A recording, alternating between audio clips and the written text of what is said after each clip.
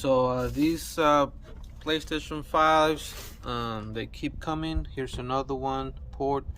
I know I have a lot of videos of these PlayStation 5s or HDMI port, but my account, my show, my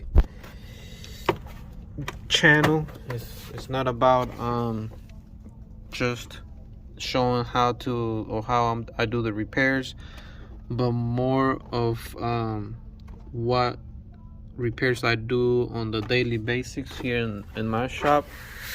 So here's another one. I might do a video of all the PS5s that I've done so far of the year in the year. So here we go, let's get to it. All right, so fan is removed. I'm about to take this plastic cover off. So one thing I gotta say is that if you own a PS5, your HDMI port will soon break. That's just how